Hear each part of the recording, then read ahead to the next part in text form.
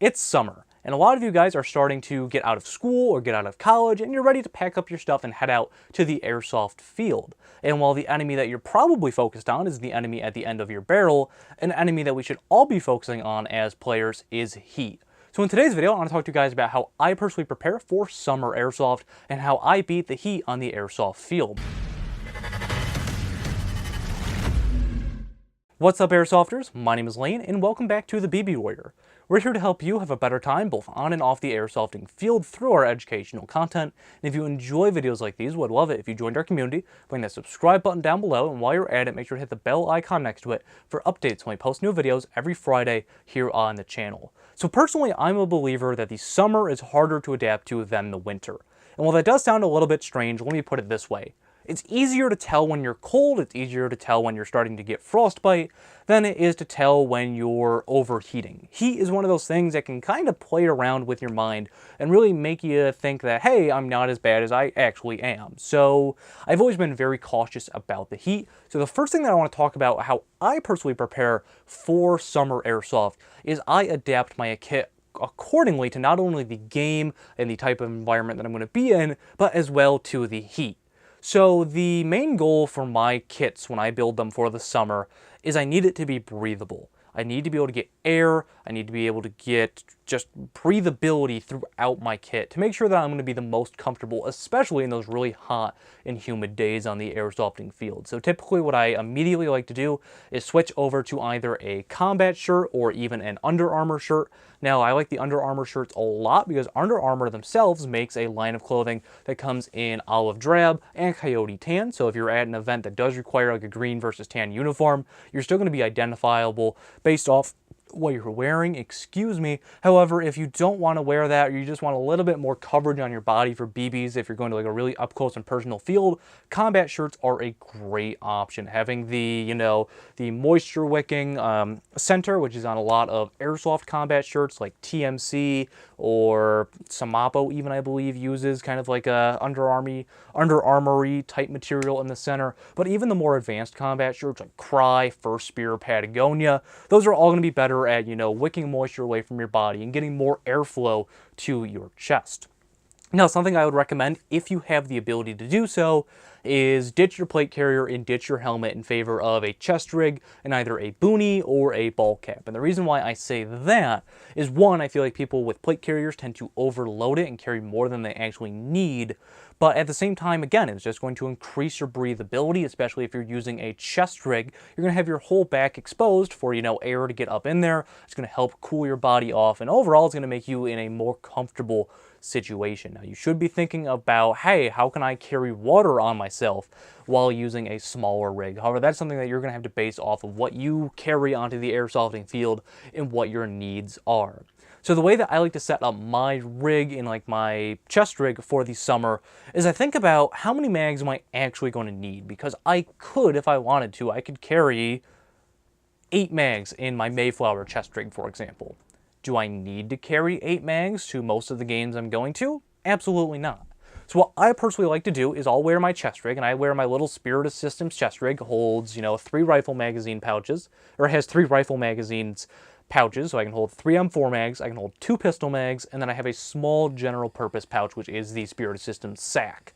So what I carry alongside that is I have my LBX my LBX Light Strike Assault Pack, which has, more water, it has more mags. So what I do, because the field I go to, you run and die pretty often, if I run out of ammo, I just take those 3 magazines out of my dump pouch and I swap them for 3 other magazines in my respawn bag. So I keep a bag at the respawn that I can go to, I can swap out my mags, and that way I'm not carrying all of these mags with me wherever I go, weighing myself down. And while that may not be a huge thing for those of you who are using AEG or HPA, if you're running gas blowback, where a standard magazine is about the same weight as an actual loaded magazine for a real firearm, that could be saving you 5 pounds off of your kit. And while that may not seem like a lot overall, it can be kind of obnoxious depending on the setup that you're running. That's just a lot of weight that is moving with your body that your body isn't exactly used to while you play. So again, I like to have a respawn bag with the stuff that I'm going to need, but I don't always need. If I'm at a field where I'm going to be respawning every couple of minutes, I'll only carry a water bottle on me because I know I'm going to be at my respawn frequently enough that 16 ounces of water will do it for me. And I just know that based off of my limits and how much water I personally need. But that's just something that I always like to do when the summertime comes around, is lighten my kit, make it more breathable, and make it, just more comfortable in these hotter summer times. Now, the next thing I want to talk about has nothing to do with your guns or your gear. It solely involves yourself as a person. You need to know your limits and pace yourself accordingly. Airsoft, and especially at larger events, Airsoft is not a sprint, rather it's a marathon. What I mean by that is, let's say you're at a large event, and you use up all your energy and you drink all your water in the first 2 hours. You're running around, sprinting everywhere that you go, and you tire yourself out in those first 2 hours. You're probably not going to enjoy or even attend the final hours of that game, and you just kind of ruined it for yourself. Rather, if you know your limits, if you know what you're capable of and what you're not capable of, you can better extend yourself, know how much you can push and how much you can do before it's going to become uncomfortable and possibly put you in danger with something like heat exhaustion. So personally, I'm not in the best shape. That's something I will openly admit. I know that I will not be that guy in my current physical state. I will not be that guy that is sprinting across the field at the start of the game every single game. I know how far I can run. I know what I am capable of. I know what I'm not capable of. And at the same time, I know what those around me are capable of as well. And I make sure that they're doing all right as well. There are people in my group of friends that I play with, it's called a squad. I know that some of them are in better shape than me, and they can run farther and do more than I can, but at the same time, I know that there are those who can't do as much that I can, can't run as far as I can, or they're just not adapted to the heat as well as I am, and I plan around that. I know that, hey, some of my guys are going to need to, stop or drink water more than I am, and that's totally okay, because to someone else, I am that guy who needs to stop more than them, and I'm totally okay with that while I try to improve my physical fitness, and I recommend that you guys do too for benefits outside of Airsoft as well as the benefits within our hobby. You just need to know what you as a person are capable of. If you are unsure what you're capable of, start exercising. You'll find out real quick what you're capable of. Now, one thing I want to talk about, again, getting off of the topic of pacing yourself, is something that you can just do to be more prepared and have a more comfortable experience after the game, is bring a set of spare clothes. So I've had those, so actually a little bit of context before we get into this one. The field that I go to the most often, River City Airsoft, is 2.5 hours away from my home. It's a trip, to say the least. I've had days where I have forgotten to bring a spare set of clothes, and it poured. 2.5 hours in the car, and stopping for food midway through, and soaking wet BDUs. I've also had days where it's been 95 degrees out, and me and everyone I came with has sweated like crazy, and the car has stunk horribly on the way home.